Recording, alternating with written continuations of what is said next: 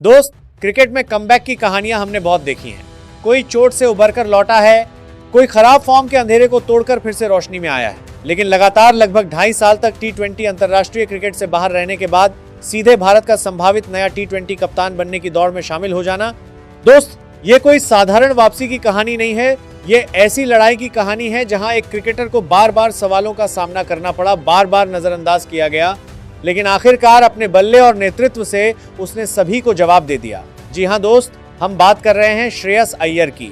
जिस श्रेयस अय्यर को एक समय भारत की T20 योजनाओं से लगभग गायब हो चुका खिलाड़ी माना जा रहा था, आज वही श्रेयस अय्यर भारतीय क्रिकेट की सबसे बड़ी चर्चाओं के केंद्र में है। क्योंकि अब सिर्फ उनकी टीम में वापसी की चर्चा नहीं हो रही, बल्कि जोरदार चर्चा यह भी है कि भारत का अगला T20 कप्तान बनने की दौड़ में सबसे आगे रहने वाले नामों में से एक अब यह मुंबई का स्टार बल्लेबाज बन चुका है। दोस्त, जरा उस समय को याद करने की कोशिश कीजिए। लगभग 30 महीने तक भारत की T20 टीम में नियमित रूप से श्रेयस अय्यर का नाम ही नहीं था।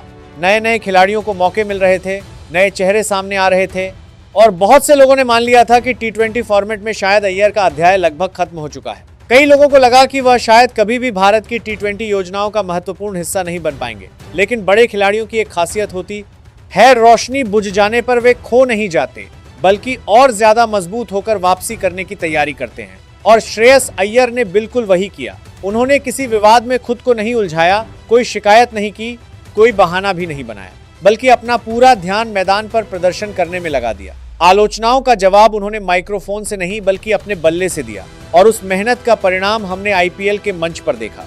पिछले IPL सीजन में 600 से ज्यादा रन, फिर इस सीजन में भी लगभग 500 रन। दोस्त, ये आंकड़े सिर्फ आंकड़े नहीं हैं, ये एक क्रिकेटर के अपने अस्तित्व को साबित करने की कहानी है। जब हर कोई सवाल उठा रहा था, तब अय्यर ने रन बनाकर जवाब दिया। जब बहुत से लोग सोच रहे थे कि वह शायद दोबारा अपने पुराने स्तर पर नहीं लौट पाएंगे, तब उन्होंने बल्ले से दिखा दिया कि बड़े मंच पर मैच को नियंत्रित करने की क्षमता आज भी उनके अंदर मौजूद है। मिडिल ऑर्डर में उतरकर पारी संभालना, दबाव के समय जिम्मेदारी लेना, स्पिन और पेस दोनों के खिलाफ समान दक्षता दिखाना, इन सभी चीजों ने उन्हें एक बार फिर भारत के सबसे भरोसेमंद T20 बल्लेबाजों में शामिल कर दिया है। इन 2 सीजन में उनकी बल्लेबाजी ने सिर्फ रन ही नहीं दिए, बल्कि चयनकर्ताओं के मन में नया भरोसा भी पैदा किया है।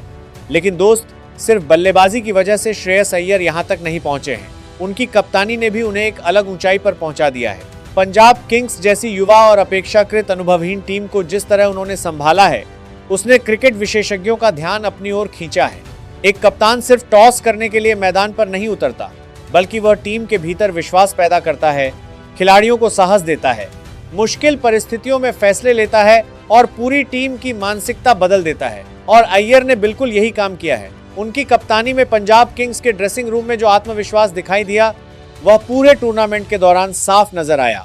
कई क्रिकेट विश्लेषकों का मानना है कि यही नेतृत्व क्षमता उन्हें भारत का भविष्य का T20 कप्तान बनने की चर्चा में सबसे मजबूत स्थिति तक लेकर आई है। और यहीं आता है एक और महत्वपूर्ण नाम, रिकी पोंटिंग। दोस्त, क्रिकेट इतिहास के सबसे महान कप्तानों में से एक अगर खुलकर किसी क्रिकेटर की कप्तानी की तारीफ करे, तो उस बात को हल्के में लेने की कोई गुंजाइश नहीं होती। पोंटिंग ने बहुत पहले ही कह दिया था कि श्रेयस अय्यर के अंदर भारत का T20 कप्तान बनने के सभी गुण मौजूद हैं। आज जब अय्यर का नाम नेतृत्व की चर्चा में सामने आ रहा है, तब बहुत लोगों को लग रहा है कि पोंटिंग की वह भविष्यवाणी सच होने के बेहद करीब पहुंच चुकी है। सिर्फ इतना ही नहीं, IPL में 100 से ज्यादा मैचों में कप्तानी करने वाली एलिट लिस्ट में भी अय्यर अपना नाम दर्ज करा चुके हैं, जो उनके अनुभव और नेतृत्व की निरंतरता का बड़ा प्रमाण है। कप्तानी के मंच पर वह अब कोई नए खिलाड़ी नहीं है, बल्कि कई मुकाबलों में परखे हुए एक अनुभवी कप्तान है।